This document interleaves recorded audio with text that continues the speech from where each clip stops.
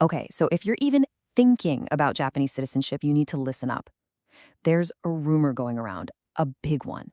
And honestly, it all comes down to this one question that everyone seems to be asking in 2026. And here it is.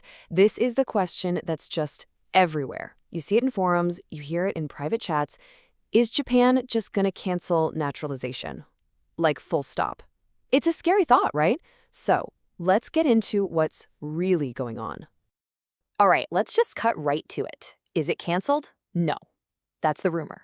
But the reality, well, the reality is something different. It's not canceled, but it is getting way stricter.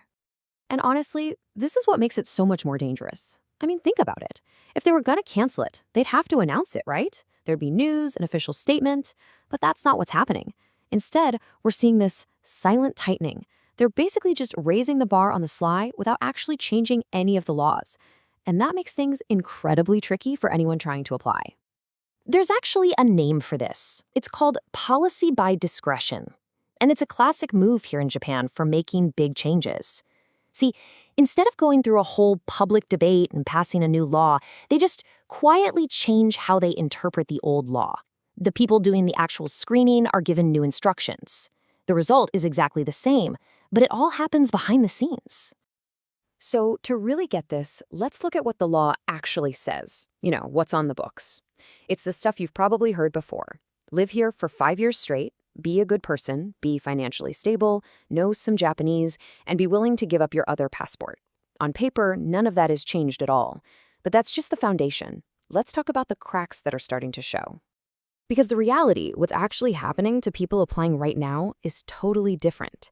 That 5 years, yeah, that's not the goal anymore. That's the starting line. It's the bare minimum. Hopping between jobs, that's a huge red flag now. And oh man, if you have any little hiccup with your taxes or pension in the past, your application could just get stuck forever. And the Japanese language part, we'll get more into this, but if your Japanese isn't solid, it's basically a silent no. So, why is all this happening? What's the deal? Well, it pretty much boils down to 3 big reasons. First up, demographics. Look, it's no secret Japan needs workers. But, and this is a big but, they've started to see citizenship as something totally separate from just filling jobs. They're not looking for short-term labor anymore. They're looking for long-term contributors, people who are stable, truly integrated. It's a huge shift from just checking how long you've been here to trying to figure out if they can trust you for the long haul.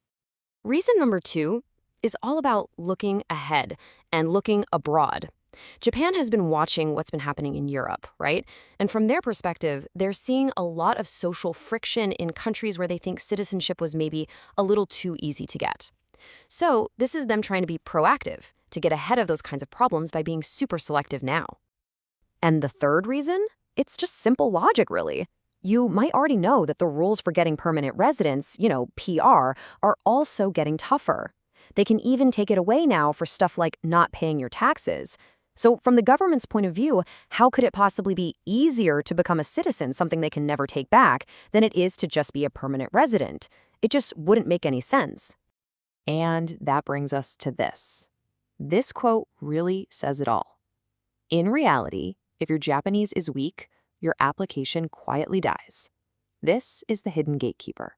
See, there's no official JLPT score you need to pass, but the entire process is in Japanese, all the paperwork, all the interviews. So if you're not comfortable, they don't send you a letter saying, sorry, your Japanese isn't good enough. Nope. Your application just sits there and sits there. It just quietly dies on someone's desk. Okay, so what does this all mean for you? Let's do a quick audit. On one side, you've got a strong chance. You've been here a long time without big gaps, you've had a stable job, your finances are squeaky clean, and you can actually live your life in Japanese. On the other side, you're high risk. You take long trips out of the country a lot, you jump from job to job, you've had some issues with taxes, and you mostly rely on English. You really have to be honest and ask yourself, which column do I fall into right now? Look, the main takeaway here is simple. If your friend or coworker who got their citizenship 5 or 10 years ago told you, oh yeah, it's easy, you just hit 5 years, hand in the papers, and you're good to go, that advice is completely out of date. It just doesn't work that way anymore. That whole era, it's over. So if we had to sum up the new reality, it really comes down to 4 things. 1, it's slower. Everything is taking way, way longer. 2, it's quieter. These changes are happening under the radar, not through new laws. 3, it's stricter. The unwritten rules are tougher than the written ones ever were. And 4, it's just more selective. They're looking for a very specific kind of person now, and they're filtering everyone else out. And all of this really leaves you with one final, pretty heavy question to think about. When you're making your plans for your life in Japan, are you building a plan for the next few months? Or are you building one for the next few decades? Because with all these quiet changes, Japan is making it crystal clear which one they're looking for.